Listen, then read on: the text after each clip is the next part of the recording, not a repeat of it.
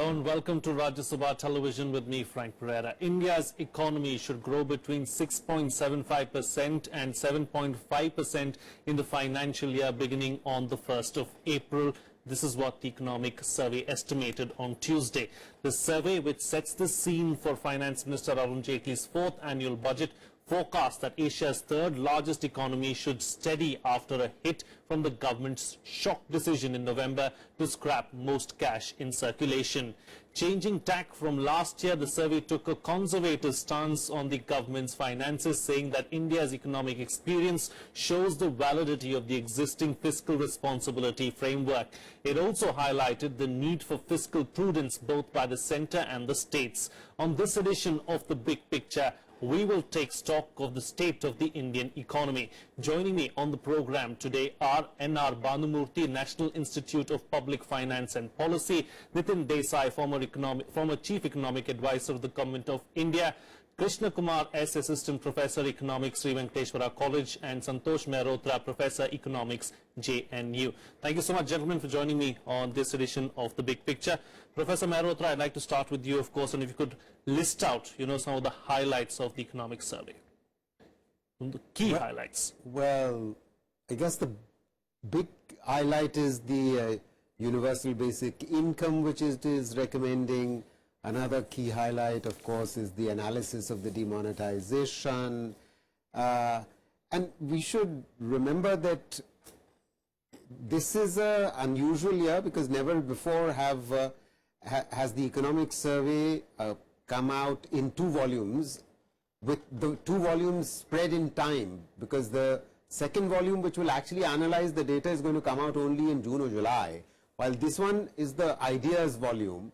And sort of the big ideas, I guess, are the universal basic income and an analysis of the biggest shock to the economy in recent times, the demonetization. Sure. So essentially, that's, if you want me to sort of say something about the universal basic income, I can say that, there's nothing universal about the proposal because you and I are not supposed to get it, and I don't think the government, even in its conceptualization, is not thinking of that. So would you call it targeted more than universal? Absolutely. I mean, they are 2 completely opposite terms. It is intended to be, and it should be targeted at the relatively poor, and it's actually possible to target in that way today because all the 3 preconditions for a cash transfer of this kind are in place. One, most of the poor have bank accounts. 99% of households have bank accounts. Secondly, all of them can be biometrically identified, and you have a socio-economic caste census which can enable us to identify the potential beneficiaries. So the potential beneficiaries from the SECC and with biometric identification with the bank accounts, it's possible certainly to begin to pilot the targeted basic income. Sure. Professor Bhanumurthy, I mean, should we give UBI, I'm going to abbreviate it, that much of importance because, the economic survey says it's a powerful idea but not ready for implementation. What does that mean? Well, first of all, let me a word of appreciation to the Department of Economic Affairs, particularly Chief Economic Advisor and his staff, for bringing out a fantastic analytical kind of an economic survey, which is very different from the past economic surveys. So a lot of people have involved. I think they all deserve applause on that. When it comes to the universal basic income, I think as Professor Mehrotra already pointed out, as a concept, yes, as a philosophy, I think this is a very good concept. But for us in India, I think it's the biggest challenge is implementation. The first challenge, at least in my view, is that even today it's very difficult to say who is poor in this country. We are not very clear, have we accepted the Tendulkar poverty line, the kind of consumption basket that is talked about, or is that the Rangarajan poverty line that has been revised. So in that kind of a context, talking about UBI as an alternative to many of the existing programs in terms of implementation, I think in my view, slightly far-fetched. Sure. But in any case, even economic survey is not saying that we are ready for implementation. I think it's a time for us to really discuss and argue about whether we can implement UBI in the long run, what are the things that we need to set right to implement this UBI, at least for the 75% or whatever number that they talked about. Okay, fair enough. Mr. Desai, let me bring you into the picture right now. Of course, the economic survey says that 2017 GDP growth seen between 6.75 and 7.5% year on year. Where is this growth really going to come from? Because all the indicators right now say that the economy is not doing very well. So how are we going to bring about this growth? I think that's a question which perhaps the finance minister has to answer with his budget proposals and what he does for the small sector, for what he does for stimulating investment, what he does for stimulating demand. But let me get back to the survey itself. I would certainly agree with Banu that this is a virtuoso performance in terms of the way in which data has been used, particularly the use of big data to show that India's internal trade and internal migration is significantly larger than what we perhaps have assumed on the basis of sort of casual empiricism. But what I have a concern here. You know, the economic survey can't just become a vehicle for the ideas of the chief economic advisor. It has to be something a bit more than that. In a market economy, in a democratic economy, the public, the citizens, the market players need to have something which gives them, which forms expectations of what they can see, what is likely to come by way of policy. What does the government see as its problems? How do they expect to tackle them? What can we expect by way of new policies? Because that's an important part of what a government has to convey to allow a market economy to function. So I think the gradual development of the survey as something which is written by a professional economist for other professional economists is, I'm not sure, very good, is always good. Yes, by all means do that. It's very good to have this excellent analysis. But is the economic survey the right place for that? I think the economic survey should be the basic document which essentially conveys and shapes expectations in the economy. And I don't think that purpose is served by the brilliant analysis that we have been presented over the past 5-6 years since academic economists have become chief economic advisors. But that's as a former chief economic advisor, I do have some concerns about a survey becoming simply a vehicle for the ideas of bright and brilliant economic advisors. So that said, I agree with Banu that this survey is an exceptionally wonderful performance of analysis, not just in analytical terms, but also in terms of data. On UBI, on the universal basic income, I think this is grossly premature. The whole idea behind universal basic income is, instead of subsidizing individual commodities and deciding what is good for people, you basically give people who are below the poverty line some income, and they will decide whether they'll spend it on education, whether they'll spend it on health, whether they'll spend it on something else.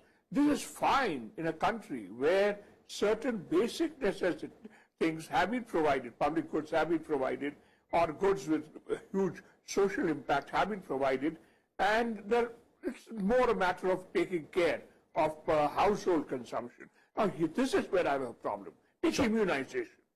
If the social benefits of immunization of children, of mothers when they're pregnant, etc., is far, far higher than the private benefit. And it is perfectly justifiable to do that as a directed, subsidized program for immunization. And you don't just say, oh, get rid of the subsidy on vaccines and just integrate it into a universal basic income. Because the private incentive to go for immunization is less than what the social required desirable outcome is. And Fair enough. Your point taken, Mr. Desai. I want to bring in the other panelists as well. So I'd say... Sure. Your point is taken, and we understand exactly what you're saying, and it coming from a former chief economic advisor, your point is very well taken. Sure. And yes. I'd like Santosh to comment on this. Indeed. Professor Mehrotra, but do you have anything to say? Well, I actually strongly endorse the first point that Mr. Desai was making about the economic survey becoming the vehicle of the ideas of the chief economic advisor. Unfortunately, we have a situation in, at least in this financial year, that we will not have the data until a few months down the road. As a result, it's two volumes. The second volume is going to come out. What Mr. Desai is talking about, the substantive analysis of the actual state of the economy is going to come to us only in July. But on the basic income, I also again fully endorse what Mr. Desai is saying, because this country first has to ensure universal access to basic health and universal access to school education and quality school education. I take that for granted, but what I'm hoping for, and the reason why I'm saying one could begin to at least pilot a basic income for the which is targeted at the poor, for two reasons. One, we know that direct and indirect tax revenues have increased this year on account of demonetization.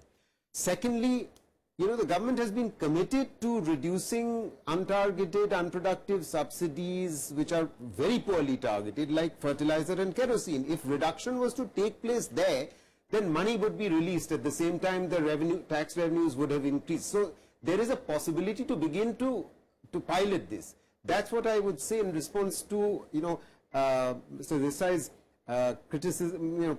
Possibly one can take this criticism that this is grossly premature. I don't necessarily believe it's grossly premature. We should begin to pilot it because the preconditions now do exist for actually rolling it out. Professor Kumar, let me bring you into the debate, and let's take the debate forward now. From the economic survey, do we see a projection of a bold and reformative budget? See, on two angles. One, of course, without UBI, we cannot discuss about the survey only. In the survey itself, there's a mention that there's a large chunk of middle income subsidies of sorts. And if this middle income subsidies amount is fully utilized, we will be able to give around 3,000 plus rupees for every woman in this country. So far more better, or far more better alternative, I feel, is what Professor Desai was saying, in the form of an enhanced targeted programs which would assure delivery. But the survey raises certain important issues and leaves it at that. For example, one point which the survey raises is that the current account deficit is remarkably at lower levels. But it ignores two, three important things. It mentions about two, three important things. One is in the backdrop of the extremely low oil prices in the international level.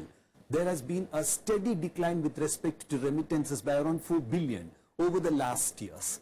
So which is a big sort of a concern, at least in the medium term. And number two is that once the oil price starts going up, whatever is now showing up as a favorable current accounting would not continue. If one signs of recovery is going to happen within the country, then again the position on the current account would not be something which would be favorable. And two, and most importantly, from the external front, if you look, you have unconventional monetary policies in the United States likely to be reversed in this particular year. And you have the neighborhood country which is a major competitor for India in major markets, like in China, confronting for the first ever time efforts being done towards preventing the depreciation of the yuan. So the continual depreciation of the yuan is set to have consequences on specific sectors in which India is competing with China in the international market. So if you look, all these sorts of things, including a very important chapter which speaks about the stressed assets, both in the corporate sector as well as the non-performing assets in the banking sector. When all of this is being mentioned in the survey also subtly says that we ought to go through a path of fiscal consolidation. And remember that in the backdrop of demonetization, when the demand within the economy is already suffering a setback, in case capital expenditure is not forthcoming from the part of the government, and if this corporate, some of them like the Credit Suisse report says that you have their incomes being lower than the interests which they have to pay back to the banks, that means they are in such a stress situation. If supposing the government in the path of fiscal consolidation is going to do this exercise, one, it is now trying to somehow see to it that the budget becomes populist, and therefore definitely there's going to be universal or quasi-universal some sort of a income. And two, it is now going to cut down on subsidies whose social outcomes might be superior. And three, where is this fiscal space by means of which you're going to have a capital expenditure which alone would be able to shore up the fortunes of the economy, at least in the medium term? Professor Bhanumurthy, the time is not right for a populist budget. Can we expect a populist budget? Well, I don't know whether to say that time is not ripe. More so when there is a lot of uncertainty across the world. I think it's slightly unfair to say that the survey is not really highlighting the risks for the growth. In fact, upfront it says that there are three risks for the growth. One is the oil price itself. In fact, they talk about the oil price risk much more deeper in the other chapters. The second is the risk coming from the globalization, deglobalization kind of a development that we see. So given that kind of situation, it will be, I think it will be really not a right time for us to go for a very strict fiscal consolidation. If you look at the two chapters on fiscal rules, very clearly the survey, my guess is that they don't want to preempt what the NK Singh committee recommendation was made, and it may be coming up in tomorrow's budget. They clearly say, I think they clearly analyze whether we need to focus on the stock of the fiscal rule or the flow of the fiscal rule. I think, in my view, now that if you want to really revive the growth, the way they are forecasting 7.5% at the higher end, if they want to focus on 7.5%, I think there is no other option other than relaxing the fiscal responsibility, in my view, particularly the capital expenditure part of it. Our other option is go for a slightly lower growth projections. You cannot have high growth projections and at the same time I say that I will achieve 3% fiscal deficit target, and then you say that you will not achieve the revenue deficit target. The FRBM targets is consistent between the revenue deficit target, fiscal deficit target, growth target, as well as the public debt target. So you cannot really relax everything at a time. So I think, in my view, tomorrow what we are going to see is that there would be some kind of relaxation on the fiscal deficit. Okay, fair enough. At least I would expect that there should be some relaxation. I don't know what will happen. Okay. Mr. Desai, is this going to be a make or break budget for the Finance Minister Arun Jaitley, because it's going to be his fourth budget?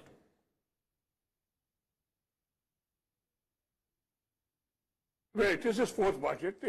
I hope it's not over-dramatic. They did a very over-dramatic thing on 8th of November. I hope they don't repeat something similar on the 1st of February. I think Bhanu is right, that they shouldn't be too fussed about the 3%. It's very likely that it will be 3.5. Incidentally, I think that there is a hint in the budget about what the future is on this issue. Because they keep on, when they do this comparison of China and India on rating, what they focus attention on is the debt to GDP ratio. And that's what their focus is in that particular part where they talk about this. And my guess is that the FRBM committee will probably suggest, a possibility of relaxing it when macroeconomic conditions require, and second, greater focus just the absolute level of debt. Incidentally, this is also implicit in not just implicit, it's quite explicit when you start looking at the numbers in the chapter they have on the state's fiscal situation. For a document which is an official document, the survey has clearly said that be realistic about what sort of growth you can aim at, that there are risks ahead of you, and better plan for that. And that's the sort of thing a survey should do. When I was earlier talking about a survey conveying signals which are reasonable in terms of forming expectations, I certainly would also accept that a survey should not simply be a propaganda instrument for the government to justify everything it has done. It must, within the limits of being an official document, be reasonably realistic about what the country is facing. And that, I think, this survey has done. Okay. And Subramaniam has done his professional duty well in that sense. Sure. Professor Mehrotra, a lot has been spoken about demonetization. The last 3 months have been dominated by demonetization and the results of it. Now, whether it has brought about the desired impact, the desired results, we do not know, because like you yourself said, that those numbers really have to come to us, and only then can we really go into the depths and analyze it. But what needs to be done to take it forward and to ensure that it is impactful? Well, it's absolutely critical that the direct and indirect tax revenue increases that are likely to have emerged from the demonetization effort are used well. And I think the other panelists have spoken about this, about how the expenditure could be structured. I mean, there is a case for increased health expenditure, increased education expenditure, and above all on public expenditure on infrastructure. Because you see, it's absolutely critical, if the growth projected is to be realized, is that somewhere the investment is coming from. The private sector is not able to invest on account of the twin balance sheet problem, right? The corporates are overextended, the banks are overextended. So where is this investment going to come from? It needs to come from the public sector, especially in infrastructure, both in rural as well as in urban. I think the government is pretty committed to the expansion of rural housing, 33 lakh this year, next year, as well as the last year of this government. Also on Swachh Bharat, but also on Pradhan Mantri Gramin Sadak Yojana. So there will be a significant, uptake in these. I think we should look for it in the budget tomorrow. Also, my suspicion is that the Surface Transport Ministry is going to get a significant, upswing in its allocation, because that public investment in infrastructure has to be sustained. Sure. But connecting back to demonetization, we also know that demonetization has impacted overall output in the economy quite adversely. So as a result of which, jobs which were not growing at all, in any case, they were very severely impacted, especially for micro and small medium enterprises. So I'm expecting some action in the budget on small and medium enterprises in particular. Fair enough. And what do you expect, Professor Kumar? Where do you think the impetus really is required the most? The impetus really would be required with respect to sustaining the employment programs. Because I really feel that the demand shortage has to be contained to some extent at least. And number two is, though of course I would personally also agree that some element of professionalism has gone into the making of the survey, often one finds a hide and seek game being played with respect to chapters like demonetization, which reveals far less than what is expected. We do not have any numbers when suddenly it's said that might be there would be a windfall for the government which is going to come for the RBI. It's very strange, because the government itself has basically submitted openly, sometimes the ministers themselves have submitted openly, that the extent of currency which has come back to the system is really large, which means that it far outweighs the cost of printing currency which is happening. And number two is, also when we speak in terms of digital infrastructure, about which the government says, it also fails sometimes reconcile the fact that there is a cost of printing notes, but the notes, in as much as the spoilage of notes is being reduced, the note runs far longer and serves to enable transactions far more than an electronic transaction for which payments are basically made to certain other firms. Sure. So one doesn't know how much we should actually count heavily on this process of digitization being continued, other than during this brief interregnum. All right. On that note, I'll have to call it a wrap on this edition of The Big Picture. Thank you so much, gentlemen, for joining me on the program and putting things into perspective for us. Well, we hope that we see some kind of an impetus from the government, really, as far as the budget itself is concerned. Whether it's going to be a populist budget or not, we don't really know. We just have to wait for a short while longer to know what exactly the budget has in it for you. That's all the time we have. Thank you so much for watching.